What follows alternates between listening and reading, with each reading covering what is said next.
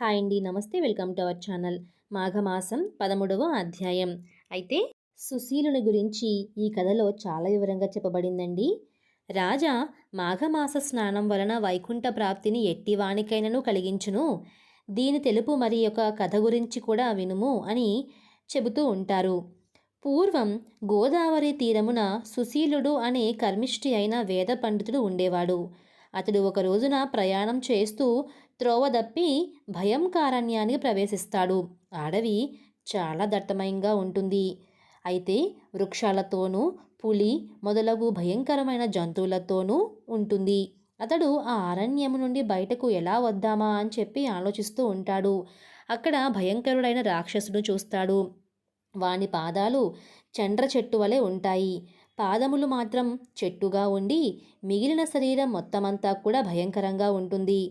అచటి కొమ్మలు ముళ్ళు గాలికి కదిలి ఆ రాక్షసుని శరీరానికి గుచ్చుకొని రక్తం కారుతూ ఉంటాయి. అయితే ఆ రాక్షసుని దగ్గర నుండి ఆయనకి కదిలే అవకాశం కూడా లేదు. ఇదేంటి, ఇలాంటి దురావస్థ నాకు ఎందుకు వచ్చింది అని చాలా గట్టిగా ఏడుస్తూ ఉంటాడు. రాక్షసుని చూసి సుశీలుడు భయపడుతూ ఉంటాడు. ధైర్యానికి వేదమంత్రాలని చదువుకోవాలి అని చెప్పి ఆయన వేదమంత్రాలు చదవడం ప్రారంభిస్తాడు. హరినామ సంకీర్తనలు చేస్తూ ఉంటాడు. కొంతసేపటికి సుశీలుడు స్థిమితపడతాడు. ఓయి, నీవు ఎవరువు? నీకు అసలు ఈ పరిస్థితి ఎందుకు వచ్చింది అని అడుగుతూ ఉంటాడు. అప్పుడు ఆ రాక్షసుడు, మహాత్మా, నేను పూర్వజన్మమున ఒక్క పుణ్యకార్యం కూడా చేయలేదు. నేను చేసినవన్నీ పాపకర్మలే. గోకర్ణ తీరమున మధువ్రతము అనే గ్రామం ఉంది. ఆ గ్రామానికి అధికారిగా ఉండేవాడిని. అందరితో అన్ని విషయములను మాట్లాడేవాడను. ఎవరికి ఏ పని నేను చేసేవాడిని కాదు. అసత్యములు పలికాను, పరుల సొమ్ము తిన్నాను, పరుల సొమ్మును సంహరించాను.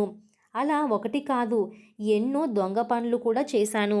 ఒక్క పూజా కార్యము కూడా నేను చేయలేదు. ఎవరికి దానాలు ధర్మాలు కూడా చేయలేదు. ఇలా అందరినీ బాధిస్తూ మరణించాను. నరకములో చిరకాలం ఉన్నాను. తరువాత కుక్క, గాడిద మున్నగు నీచ జంతువులన్నీ కూడా జన్మ ఎత్తాను. ప్రస్తుతానికి నా పాదములు చండ్ర చెట్టుగా, దాని ముళ్ళ కొమ్మలుగా బాధింపబడుతూ ఇదిగో ఇలా ఈ జన్మలో ఈ విధంగా ఉన్నాను. కదల్లేను, ఎక్కడికి పోలేను. నీ వంటి పుణ్యాత్ములను చూచుట వలన, నీవు చేసిన హరినామస్మరణ వలన నాకు ఈ మాత్రం పూర్వస్మృతి కలిగింది. ఎట్లయినా సరే, ఎలా అయినా నీవే నన్ను రక్షింపాలి అని సుశీలుణ్ణి ప్రార్థిస్తాడు.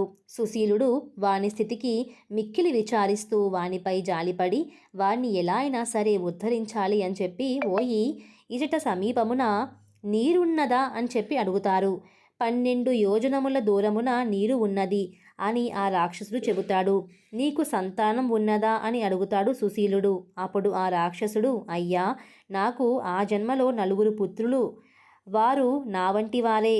వారి సంతానం అటువంటిదే. ప్రస్తుతం నా వంశము వాడు భాష్కలుడు అనేవాడు గ్రామాధికారిగా ఉన్నాడు అని చెప్పాను. సుశీలుడు, ఓయి, ధైర్యముగా నుండుము. నేను నీ వంశము వానితో మాట్లాడి నీకు వచ్చిన ఆపదను పోగొడతాను అని చెబుతాడు. ఇక సుశీలుడు రాక్షసుని పూర్వజన్మలో వంశములోనున్న వాని భాష్కలును వెతకడానికి పోతాడు. సుశీలుడును రాక్షసుని పూర్వజన్మలోని వంశము వాడైన భాష్కలుని వద్దకు పోయెను. వానికి ఆ రాక్షసుని గురించి మొత్తం వృత్తాంతం చెబుతాడు. అతడు రాక్షస రూపమునున్న నా పూర్వీకుడా, రాక్షస రూపం ఎందుకు దాల్చాడు? అది ఆయనకి రాక్షస రూపం పోవాలి అంటే నేను ఏమి చేయాలో చెప్పండి అని భాష్కలుడు అడుగుతూ ఉంటాడు. అప్పుడు సుశీలుడు, ఓయి, నీవు మాఘమాసమున నదీ స్నానం చేయుము. శివుని గాని కేశవుని గాని నీ ఇష్టదైవమును గాని పూజింపుము. పురాణమును చదువుము లేదా వినుము. దీనివలన నీ పాపములు పోయి నీకు పుణ్యములు కలుగుటయే కాక పూర్వులైన నీ పితృదేవతలను పాపక్షయము నొంది పుణ్యలోకములకు పొందుతురు. స్నానము 7 విధాలు.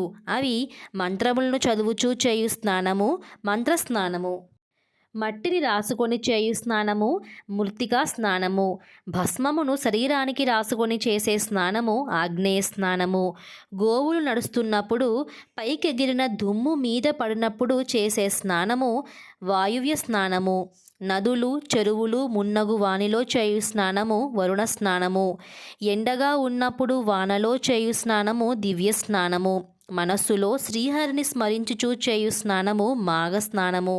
ప్రాతకాలమున స్నానం చేయలేని అసక్తులు, వృద్ధులు, రోగిష్టివారు మున్నగువారు తడి వస్త్రముతో శరీరాన్ని తుడుచుకునుట చేయవచ్చును.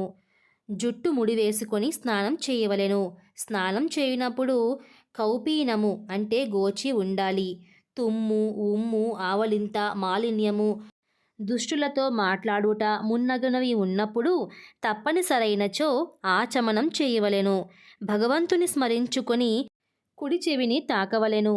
అలానే అరుణోదయ కాలమున స్నానముత్తమం. సూర్యకిరణములు తాకుటచే ఆ నీరు శక్తివంతమగుతుంది. దర్భలతో స్పృశింపబడిన జలమున స్నానం చేయుట పవిత్ర స్నానమగుతుంది. స్నానం చేసేటప్పుడు మట్టిని, పసుపు, కుంకుమ, ఫలములు, పుష్పములు నదిలో లేదా చెరువులో నుంచవలెను. శ్రీహరిని లేదా ఇష్టదైవాన్ని స్మరించుచు ముందుగా కుడి పాదమును నీటిలో ఉంచవలెను. అలానే బొడ్డు లోతులో నిలిచి సంకల్పాదులు చెప్పుకొని అలాగే జపతర్పణాదులు చేసి పిదప స్నానం చేయాలి. స్నానమైన తరువాతన 3 సార్లు తీర్థాన్ని స్వీకరించి ఒడ్డుకు చేరి 3 దోసిళ్ల నీటిని తీరములో నుంచి నదిని లేదా చెరువును ప్రార్థింపవలెను. 3 ప్రదక్షిణాలు చేయాలి. నదీ స్నానం చేసిన పిమ్మట తడి వస్త్రం 4 అంచులను చేర్చి నీటిని పిండుతూ పితృదేవతలను స్మరించుకోవాలి. ఇట్లు చేయుట పితృదేవతలకు ప్రీతిని కలిగిస్తుంది. పర్వదినాలలో చేసే స్నానం మరింత పుణ్యఫలాన్ని ఇస్తుంది. స్నానం చేసేటప్పుడు అపోహిష్టాది మంత్రాలు చదువుతూ మంత్రం రానివారు ఇష్టదైవాన్ని స్మరిస్తూ నీటిలో మరలా మునగాలి. సూర్యదేవుడిని, గంగను, దేవతలను అన్నింటినీ కూడా తలుచుకొని స్మరించుకొనుచు ప్రదక్షిణాలు చేసుకోవాలి. గంగా, యమున నదులను తలుచుకొని నీటిని వేళ్లతో గీయవలెను. దిగంబరంగా స్నానాన్ని చేయకూడదు. శరీరం పైభాగాన వస్త్రాన్ని కప్పుకోకూడదు. రథసప్తమి, ఏకాదశి, శివరాత్రి మున్నగు పర్వదినాల యందు ఆయా దేవతలను కూడా స్మరించుకొని నమస్కరించుకోవాలి అని సుశీలుడు భాష్కరులకు స్నాన విధానాన్ని గురించి వివరిస్తాడు. అతడు అడిగిన ధార్మిక విషయాలను, దైనందిక విషయాలను వివరిస్తాడు. తరువాత సుశీలుడు తన దారిలో పోతాడు. భాష్కరుడు సుశీలుడు చెప్పినట్టుగానే మాఘస్నానమును, పూజాదులను నిర్వహిస్తాడు. స్నానాంతరమున రాక్షస రూపమునన్న ఆ పూర్వీకుడు ఉద్దేశించి తర్పణము కూడా చేస్తాడు. ఇట్లు మాఘమాసమంతయు చేసెను.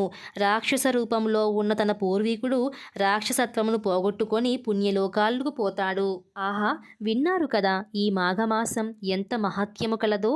మరి ఇలాంటి మాఘమాసమున ఏ ఒక్క రోజైనను నదీ స్నానము కానీ, నీటి యందు కానీ, నూయితి యందు కానీ స్నానమాచరించి మీరు కూడా దైవనామస్మరణ చేయండి. మీరు కూడా పుణ్యఫలాలను పొందండి. ఈ వీడియో నచ్చితే లైక్ చేయండి. తెలియని వారి మరింత మందికి ఈ వీడియోని షేర్ చేయండి. రాబోయే అధ్యాయాల కోసం తప్పకుండా వినాలి అనుకునేవారు మన ఛానల్ని సబ్స్క్రైబ్ చేసుకోండి. సర్వేజన సుఖినో భవంతు.